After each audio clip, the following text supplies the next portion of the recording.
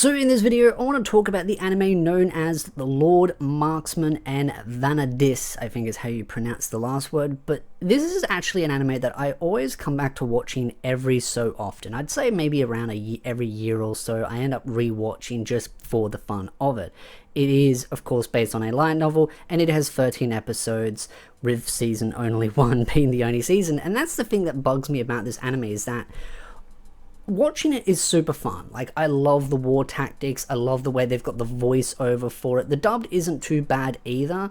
There is some situations where in the anime it does explain things that I'm kind of like, you don't need to explain, specifically parts where like allies rock up and you can see their banner, you can see the flag, you see the war maiden standing there, and you're like, okay, you know who that person is, but they need to explain who it is as if like you're dumb and blind. It's like, okay, I do have functioning eyes, I can see that, but at the same time, there's those situations where they explain the tactics, the plans and all that, and I really like that, the way that they kind of pull to that different viewpoint, because it kind of gives you a different perspective, like, okay, these are the soldiers, this is the army, this is where they're moving, this is the terrain, and it gives you an idea of how they're seeing the map and visualizing it of what their war plan is, and then all the little animations. It's really cool, it changes things up, and I love the voiceover for it as well.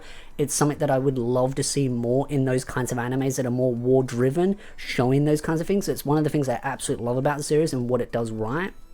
And as far as the story goes, I know some people will think this story is kind of a bit cliche because it's got the war maidens and they're all very attractive women with these weapons, and then you got the dragons and stuff.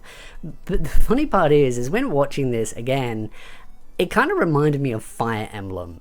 And that's the funny part, because it's got the dragons and the beasts and stuff, and all, in the more recent Fire Emblem games, yeah, there's a lot of dragons and beasts. I mean, all Fire Emblems generally have dragons, but just the way they kind of presented it with the war maids and everything, it's just like, it reminded me of Fire Emblem in general. And it's not just recent Fire Emblem games, it's also the older Fire Emblem games as well, with the kind of tactical kind of sense of it. And it was like, to me, it was like, you know, if they made a game out of this anime, it actually would work really well because of how the story is done.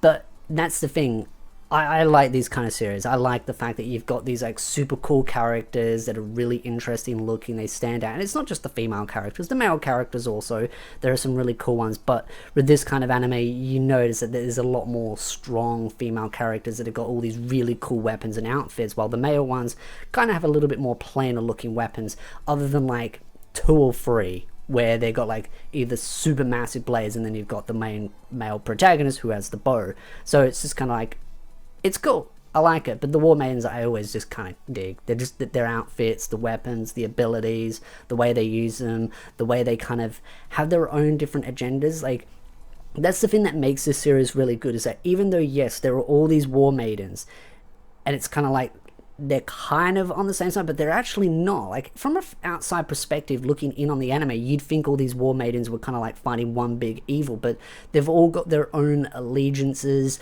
ties, family ties, whether it's political ties or whatever, blood or non-related to blood. It's a very much one of those moving the chess pieces. It's why it reminds me of Fire Emblem, because Fire Emblem's story when it comes to politics can get really quite gritty and good. I know some people will say, oh, it's just a waifu simulator. It's like, sure, but then so's this. Like, it's got heaps of waifus, it's got an interesting story, and it kind of works in well together. That's what I like about the series. It's got cool characters, cool world building, interesting voiceovers as they do it. Sure, the animations aren't anything insane as far as things go, but when you're kind of working with the amount of soldiers and everything, they've got to kind of do things in a way that doesn't mean they've got to animate every single individual character the same or differently and uniquely. They'll kind of copy paste them a lot. So animations wise, it fits really nicely. It's a good series. They put the focus where it's needed. I like the characters. The harem aspect, now I know some people will say it's not a harem. It is technically a harem because of the war maidens and then the other side characters that have love interest for the main male protagonist. That does make it technically a harem. At the start, it's not a harem, but then as it goes on, it turns into a harem near the end of the season. But here's the thing. With all these cool characters, world building, politics, harem building, romance going on, it's one of those where I feel like once you're up to volume 13, you actually want more of the story. Like, the season itself just feels very short. It feels like, honestly, you're watching like 4-6 episodes of an anime when it's 13 episodes, and it just feels like I think what it is that because there's a lot of war in it, you don't get as much character building, character interactions, and so you kind of want more. You want to invest yourself more into the story itself, and so that's why I really feel like this should have been like a double core season or 2 seasons itself. But if you know anime well enough, you'll know that this is pretty much one of those where it is a source material seller. Like, it's obvious that that was their intent. It has 18 volumes. I would highly recommend probably trying to find some way of reading the light novels, but that's just a personal opinion as far as the series goes. It's just, yeah, once you get up to episode 13, you kind of want more, and that's what it's designed to do. It's designed to get you emotionally invested into the characters, into the world, into the politics, and all the moving pieces of the chessboard, and then as soon as you're invested, they go, oh, by the way, this is the end of the series, go read the source material, which of course is the light novel. So it's just one of those where I really would have loved to have a second season just to get a little bit more deeper in, but also there's the negative aspect of the fact that there is no English legal translation either. But still really cool anime. I really love the story itself, even though some people could see it as cliche because the main female protagonist is kind of like, you know, got a bit of bust, she's attractive, she's in love with the main male protagonist, kind of head over heels. But I mean, attraction can be like that, and that's one of the things that I think people will criticize it for, is being like, oh, well, they can't fall in love like that, it's love at first sight. I mean, love at first sight does exist. War love is a thing.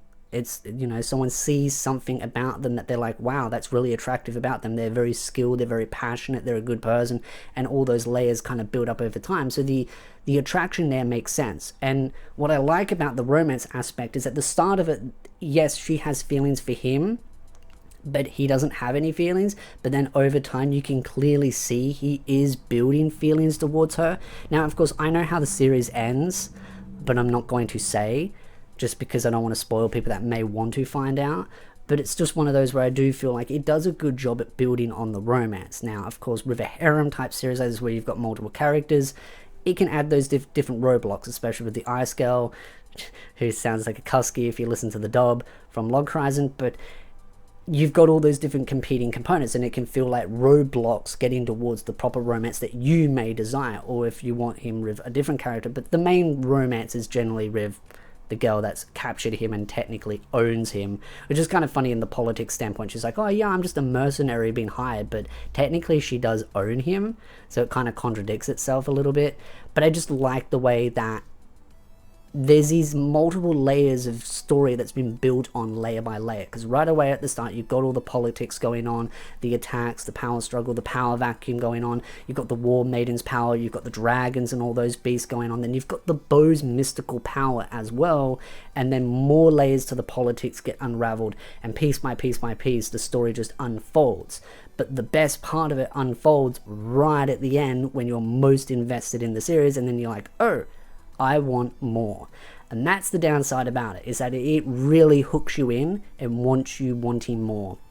Which is why when animes do this, I really wish there was more effort put into making English translations more accessible, because if you're going to sell these kind of animes to the West and get people invested, you should at least have a translation available for the main source material. Yes, there's a translation for the mangas, that doesn't complete the anime itself, or the main story, should I say. The light novel is the main source material, and that's where they should actually give you a legal English translation. So it's a great story. I'd love to know your thoughts in the comment section down below, but I will say it's not for everyone. It's your politics, your power fantasy, your harem building, your romance. It's got some ecchi in there, so if you don't like your ecchi, you're not going to like it.